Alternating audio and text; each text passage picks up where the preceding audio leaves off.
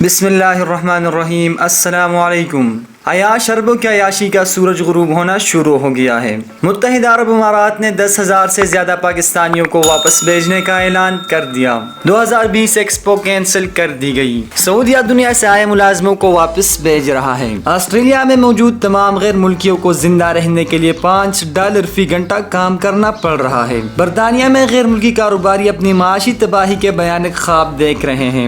امریکی تیل دنیا کی معلوم تاریخ میں پہلی بار $37 فی بیرل بک رہا ہے۔ جی ہاں، $37 فی بیرل، یعنی جو امریکہ سے 1 بیرل تیل خریدے گا، امریکن اس کو $37 دیں گے۔ اس دنیا کو اپنے 300 سال کی ترقی کا بہت زام تھا۔ امریکہ، یورپ، جنہوں نے اپنے اسپیس شیلڈ تک بنائی ہوئی تھی، الٹے منہ گرے پڑے ہیں۔ ایک کورونا وائرس نے اس دنیا کی 300 سال کی ترقی کو زیرو کر دیا۔ آسمانوں پر اڑتے جہاز زمین پر اترا دیے، سمندر بحری جہازوں سے صاف کرا دیے۔ تیل کی کمائی پر پلنے والے جو کہتے تھے کہ نہ تیل ختم ہوگا اور نہ غربت آئے گی، اب انہیں کہنا کہ تیل پیلے پانی کی جگہ۔ ایٹم بم اور پتہ نہیں کیا بنانے والے سب بندروں کی طرح ایک دوسرے کی شکل دیکھ رہے ہیں۔ سب کچھ کسی کام کا نہیں اور وہی پڑا رہ گیا۔ آج کے کسی انسان نے سوچا تھا کہ وہ اپنی بے بسی کا یہ دن دیکھے گا؟ 2020 چڑھا، مبارک ہے، خوشیاں، ہیپی نیو ایئر۔ کیسا چڑھا پھر سال؟ لوگ مگن تھے گناہوں میں، بے بسوں پر ظلم کر کے کہے لگانے میں اور ہمیشہ رہنے کی پلاننگ کرنے میں۔ سوچتے تھے کہ شاید لا الہ الا اللہ کہنے والے لاوارث ہیں۔ برما والے، عراق و افغانستان والے، کشمیر، فلسطین و بوسنیا والے۔ پھر یوں ہوا کہ رب کائنات ناراض ہو گیا، الٹا کر رکھ دیا اس نے ساری دنیا کو۔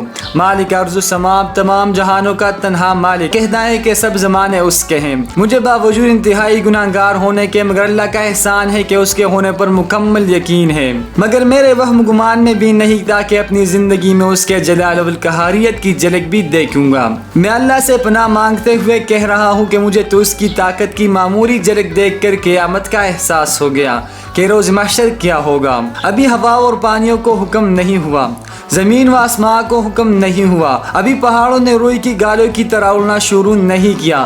صرف خوردبین سے بمشکل نظر آنے والا ایک عجیب حرکت کرنے والا وائرس ہے جس کے ڈر سے تصورات دم توڑے جا رہے ہیں۔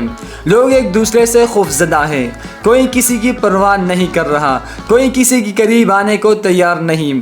بے شک وہی اکیلا ہی غالب ہے۔ خیال رہے اگر اس نے رحم نہ کیا اور خوراک کے لیے بلوے شروع ہوئے تو یہ جو کاغذ کا نوٹ اور پلاسٹک کا کریڈٹ کارڈ ہے اسے ہم کھا کر بھوک نہیں مٹا سکیں گے۔ جب بھوک غالب آ جائے تو کون سا قانون، کون سی تہذیب، کون سی معاشرت اور کون سی اخلاقیات؟ اللہ کے بندو، لوٹ آؤ، ابھی بھی وقت ہے، روٹے خدا کو منا لو، آ جاؤ اپنی رب کی طرف، آ جاؤ، وہ ماننے میں دیر نہیں لگاتا، وہ انتظار کر رہا ہے۔